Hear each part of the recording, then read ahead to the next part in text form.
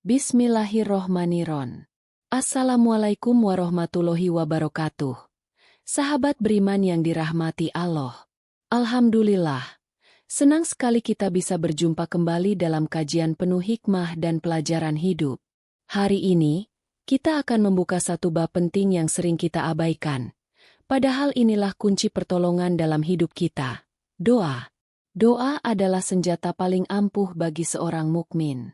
Ia bukan hanya sekadar rangkaian kata, tetapi merupakan bentuk penghambaan tertinggi.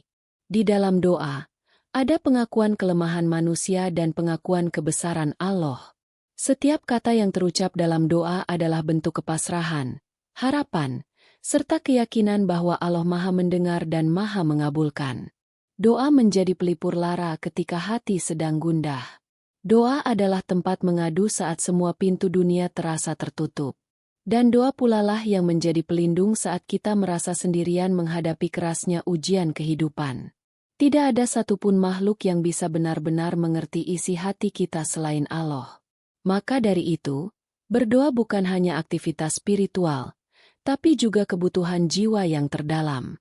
Dalam surah Al-Anbiya ayat 90, Allah Subhanahu wa Ta'ala berfirman, "Maka kami memperkenankan doanya, dan kami anugerahkan kepadanya Yahya, dan kami jadikan istrinya dapat mengandung. Sesungguhnya mereka adalah orang-orang yang selalu bersegera dalam mengerjakan kebaikan dan mereka berdoa kepada kami dengan harap dan cemas. Dan mereka adalah orang-orang yang khusyuk kepada kami."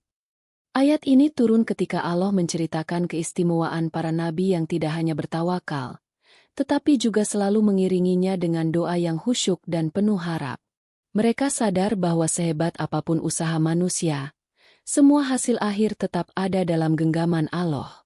Doa yang disertai dengan amal saleh, serta hati yang tunduk dan bersih, memiliki kekuatan yang luar biasa. Tak heran, Rasulullah Shallallahu Alaihi Wasallam bersabda, "Tidak ada sesuatu yang paling mulia di sisi Allah selain doa." Hadis riwayat Tirmidzi. Sayangnya, banyak di antara kita baru berdoa saat berada dalam kesulitan. Padahal, kekuatan doa justru terasa luar biasa ketika dijadikan amalan harian, bukan hanya saat susah, tetapi juga ketika sedang lapang. Nabi Ayub alaihi salam, yang akan kita bahas dalam bab-bab selanjutnya, menjadi salah satu contoh terbaik bagaimana doa bisa mengubah takdir dan membawa keajaiban dari langit. Ia tidak pernah meninggalkan doa, meskipun diuji dengan penderitaan luar biasa. Karena itulah, Allah turunkan ayat-ayatnya sebagai bukti betapa kuatnya doa seorang hamba yang yakin kepadanya. Dalam kisah Nabi Ayub, kita akan belajar bagaimana sabar dan doa yang tulus mampu menembus takdir paling gelap sekalipun. Maka, sebelum kita masuk ke kisah dramatis perjalanan Nabi Ayub dalam menghadapi ujian kehidupan, mari kita kuatkan dulu keyakinan kita bahwa doa bukan hanya permintaan, tapi senjata, pelindung, dan bukti cinta kepada Allah.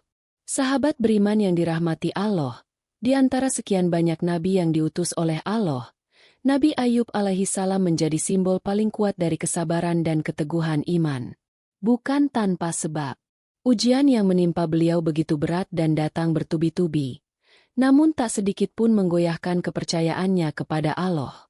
Disinilah letak kemuliaan Nabi Ayub, bukan hanya karena ia seorang nabi, tapi karena ia manusia biasa yang luar biasa dalam bersyukur dan bersabar. Nabi Ayub dikenal sebagai sosok yang sangat kaya.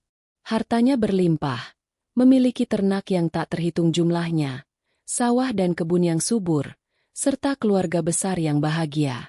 Istrinya bernama Rahmah, seorang wanita salehah yang setia mendampingi dalam suka dan duka. Meski hidup dalam kemewahan, Ayub tidak pernah sombong. Justru semakin tinggi kenikmatan yang diterima, semakin dalam rasa syukurnya kepada Allah. Beliau tidak pernah meninggalkan ibadah. Setiap pagi dan malam, ia berdoa dan bersujud, mengingat bahwa segala nikmat itu hanyalah titipan sementara. Para malaikat pun tak henti-hentinya memuji keimanan Nabi Ayub. Namun di sisi lain, iblis merasa panas hatinya. Ia tidak terima bila ada manusia yang begitu setia dan patuh kepada Allah. Dengan rasa iri yang mendalam, Iblis naik ke hadapan Allah dan berkata, "Wahai Tuhan, Ayub itu taat kepadamu hanya karena engkau limpahkan banyak nikmat kepadanya. Kalau semua kekayaan dan keluarganya engkau ambil, niscaya ia akan berpaling dan mengingkarimu. Tapi Allah Maha mengetahui isi hati hambanya. Allah tahu bahwa Nabi Ayub beribadah bukan karena ingin mempertahankan harta atau keluarga, melainkan karena cinta dan iman yang tulus. Maka Allah pun menjawab, sesungguhnya Ayub adalah hambaku yang paling taat dan tulus. Jika engkau ingin mengujinya, aku izinkan. Tapi ketahuilah, hatinya tak akan tergoyahkan. Izin dari Allah bukan berarti Ayub tidak dicintai. Justru itu adalah bentuk kepercayaan tertinggi. Ujian akan menjadi bukti bahwa keimanan seorang hamba itu bukan hanya kata-kata, tetapi sikap yang nyata saat musibah datang. Dan ujian itu pun dimulai. Iblis pun mulai melancarkan godaannya. Harta pertama yang dihancurkan. Ternak mati satu persatu. Lumbung-lumbung gandum dibakar. Kebun yang hijau menjadi abu. Tapi Nabi Ayub tidak marah. Beliau hanya menundukkan kepala dan berkata, segala sesuatu berasal dari Allah, dan kepadanya pula semuanya kembali. Sahabat beriman, inilah pelajaran berharga. Ketika harta hilang, manusia biasanya kehilangan kesabaran. Tapi tidak dengan Ayub. Hatinya tetap tenang. Ia tahu, yang paling penting bukan apa yang dimiliki, tapi siapa yang memiliki hatinya, dan itu adalah Allah. Sahabat beriman yang dirahmati Allah, ujian yang menimpa Nabi Ayub alaihi salam tidak berhenti hanya pada hancurnya harta benda. Iblis, yang sejak awal berniat membuktikan bahwa Ayub tidak benar-benar ikhlas, belum menyerah. Ketika godaan berupa kehilangan kekayaan gagal meruntuhkan keimanan sang nabi, iblis pun melancarkan serangan yang lebih menyakitkan. Anak-anak Nabi Ayub. Pada suatu hari, anak-anak Nabi Ayub berkumpul di sebuah rumah megah, tertawa dan berbincang dengan penuh keceriaan. Iblis dan bala tentaranya datang menggoyangkan tiang-tiang rumah itu. Dalam sekejap, bangunan besar itu roboh dan menimpa seluruh anak-anak Nabi Ayub yang sedang berada di dalamnya. Satu demi satu, mereka meninggal dunia seketika, tanpa sempat mengucap selamat tinggal. Bayangkan, sahabat, seorang ayah yang baru saja kehilangan seluruh hartanya, kini harus menerima kenyataan pahit bahwa semua anaknya meninggal dalam sekejap mata. Suasana duka menyelimuti langit rumahnya yang kini runtuh. Namun hati Nabi Ayub tetap berdiri kokoh. Beliau menangis. Tentu saja, air mata jatuh membasahi pipinya. Tapi lisannya tetap mengucap, Innalillahi wa inna ilaihi roji'un. Iblis mengira bahwa kehilangan anak akan cukup untuk membuat Nabi Ayub mengutuk takdir. Tapi ia salah besar. Nabi Ayub tidak pernah menyalahkan Allah. Beliau justru memperkuat ibadahnya. Baginya, semua itu adalah titipan, dan Allah berhak kapanpun mengambilnya. Keimanan beliau tidak bergantung pada apa yang dimiliki, tapi pada keyakinan bahwa segala musibah pasti mengandung rahmat. Namun, iblis tetap tidak puas. Ia masih berusaha menggoyahkan fondasi iman yang telah berdiri begitu teguh. Maka ujian terakhir pun dilancarkan. Iblis menebar penyakit kulit yang sangat menjijikan ke seluruh tubuh Nabi Ayub. Tubuhnya membusuk. Dagingnya mengelupas. Bau busuk keluar dari luka-lukanya. Orang-orang mulai menjauh karena takut tertular. Tetangga yang dulu menghormatinya, kini memandangnya jijik. Sampai akhirnya, Nabi Ayub diusir dari desanya. Ia hanya ditemani istrinya, Rahmah, yang tetap setia meski hidup mereka berubah total. Dari rumah mewah kini pindah ke sebuah gubuk reot di padang sunyi. Dari pelayan yang siap membantu, kini mereka berjuang sendiri demi bertahan hidup. Rahmah bekerja dari rumah ke rumah agar bisa membeli sedikit makanan. Sedangkan Nabi Ayub hanya bisa berbaring, dengan tubuh yang nyaris tidak bisa bergerak. 7 tahun lamanya penderitaan itu berlangsung. Tanpa harta, tanpa anak, tanpa tempat yang layak. Tapi apakah Nabi Ayub menyerah? Lisannya tak pernah berhenti menyebut nama Allah. Setiap pagi dan malam, meski hanya jantung dan lidah yang masih berfungsi, beliau terus berzikir. Dan inilah yang membuat Allah begitu mencintainya. Sahabat, betapa sering kita mengeluh hanya karena masalah kecil. Padahal, ujian Nabi Ayub jauh lebih besar, lebih pedih, lebih menyakitkan. Namun beliau tetap sabar, tidak menyalahkan takdir, dan tidak berputus asa dari rahmat Allah. Inilah pelajaran berharga yang harus kita genggam erat. Kesabaran yang sejati bukan diukur saat kita senang, tapi saat semua yang kita cintai diambil oleh Allah. Sahabat beriman yang dirahmati Allah, dalam gelapnya penderitaan yang panjang, Nabi Ayub alaihissalam tetap menjadikan zikir dan doa sebagai cahaya hidupnya. Selama 7 tahun dalam derita penyakit yang menjijikan, diasingkan dari masyarakat, dan ditinggal anak-anaknya yang wafat, Nabi Ayub tak henti berzikir dan memuji Allah. Hanya satu anggota tubuhnya yang masih utuh, lidahnya. Dan justru melalui lidah itulah, beliau menegakkan sabar yang tak tergoyahkan. Dalam kondisi yang bagi manusia biasa sudah mustahil ditanggung, Ayub tetap tidak mengeluh.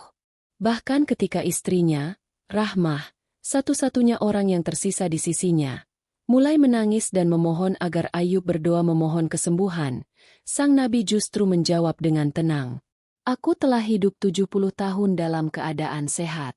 Sedangkan sakitku ini baru 7 tahun.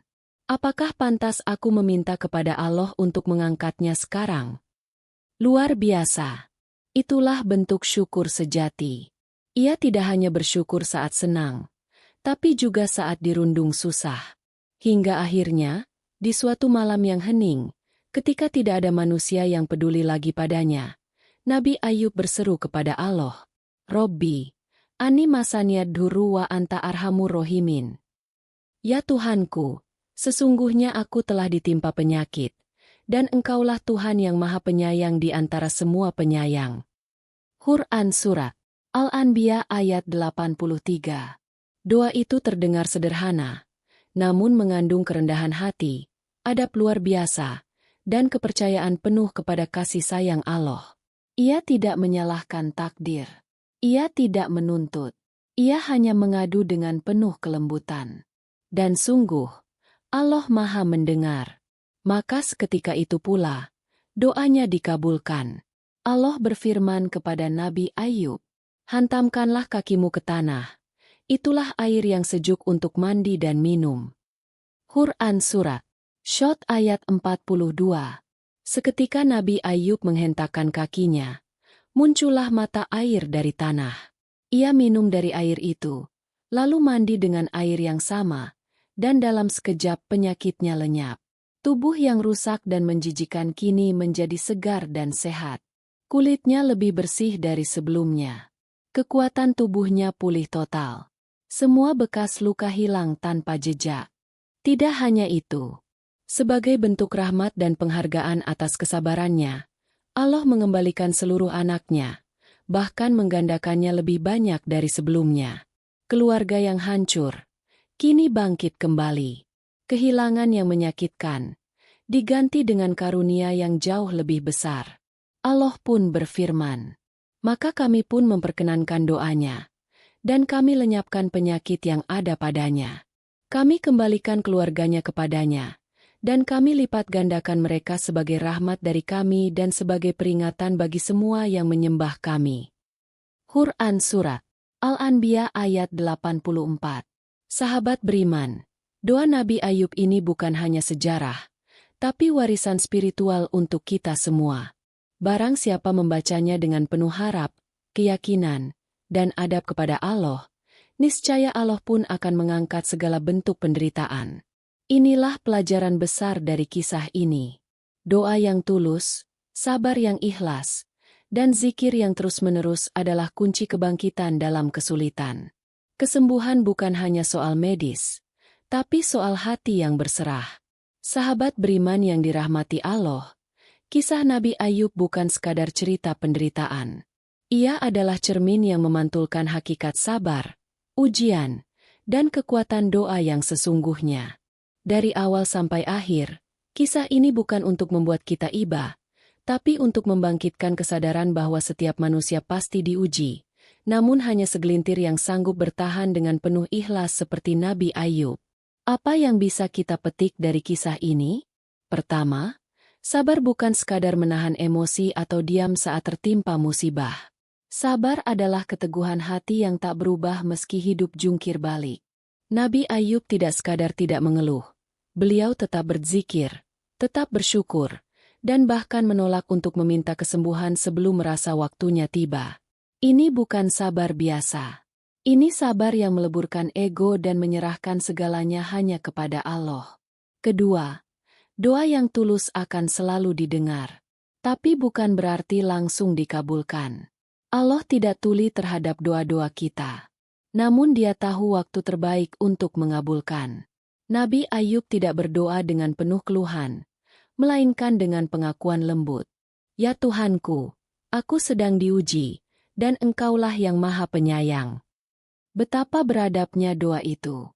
Ia tak menuntut, tak marah, tak menyindir. Ia hanya mengadu, dan itulah bentuk doa paling murni.